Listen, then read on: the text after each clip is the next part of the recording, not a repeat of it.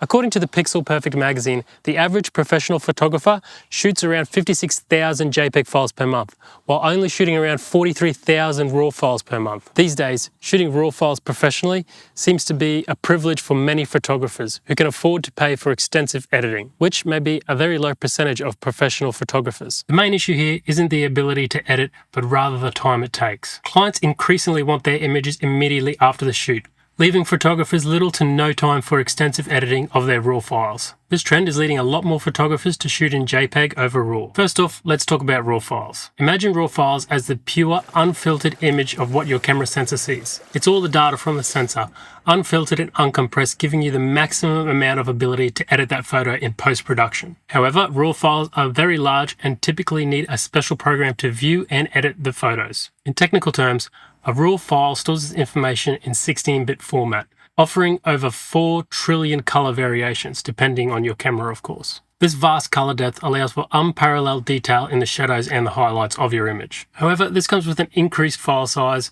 demanding more storage and faster processing power. Now let's shift to JPEG. A JPEG file is your camera's immediate interpretation of the scene. It comes compressed and already edited for you to view and share straight away. The camera automatically applies contrast, saturation, and even noise reduction to create an image that looks great straight out of the box. You can control how much your camera applies these settings by simply changing the picture profiles, picture styles, or picture controls, depending on your camera manufacturer. So what's the trade-off? Well, some of the original data that was taken in the image is discarded straight away to allow for a smaller size, which limits your post-processing ability. JPEGs use a very complex algorithm that perceives how the human eye will see colors and details in the image and apply it to that. JPEGs are typically 8-bit, which allows for about 14 million colors. Now, it seems like a lot, but compared to a RAW file of 4 trillion colors, it's really not that much. Let's talk about real-world use and why you would choose JPEG over shooting RAW. Shooting in RAW is like having an insurance policy for your photo. You have all the data there to correct anything you need. If your exposure was out, you can change that. You can tweak the colors, color grade the image, change the white balance, sharpen the image, really anything you need to do.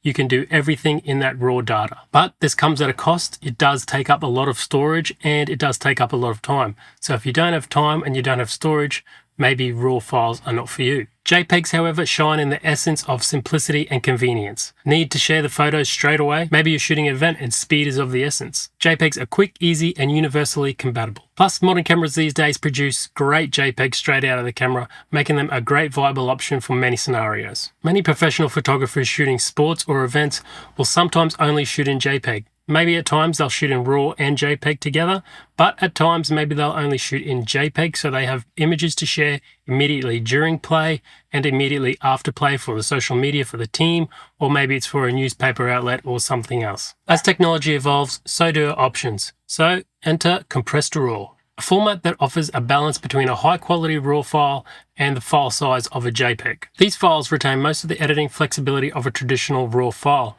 but they take up less space on your memory card and computer. Each camera brand has its own variation of compressed RAW, with slight variations in how the compression works. Despite the compression, these files actually retain a lot of detail for you in post-processing. So now we've solved the storage problem, but we still have the problem with time. Imagine there's a program where you can load your photos on and it'll automatically edit every single one of those photos to match the way you like your style of editing. Well, let me introduce to you this program. Now with the powers of AI, this program uses artificial intelligence to match photos you've previously edited to the ones that you've just uploaded. However, if you need photos straight away, you still might need to shoot in JPEG. Most modern day cameras do shoot in RAW and JPEG simultaneously at the same time.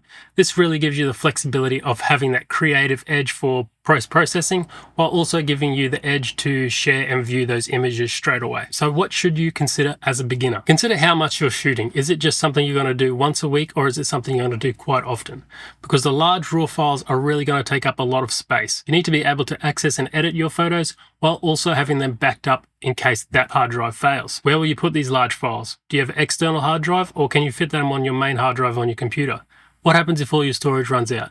Do you have a backup hard drive in case your main hard drive fails? These are all things to consider when shooting in RAW. Evaluate your workflow. If you don't have time to edit your images due to time constraints or work commitments or any other reason, maybe RAW files are not for you and you should be shooting in JPEG. Number 3 is think about the end use of this image. High-end prints require RAW files, but if the image is just for social media sharing, then maybe JPEG is all you need. So with the beginners being settled, what should professionals consider? As a professional, we often want to stand out from the market, excluding ourselves from beginners. This ultimately really requires a RAW file. Consider the turnaround time for clients. Maybe the client wants images immediately to share, but also wants high quality images later on.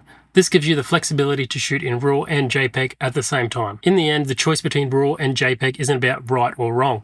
It's about what suits your needs most. Experiment with both formats and understand their strengths and limitations. Keep shooting, keep exploring, and thank you for watching.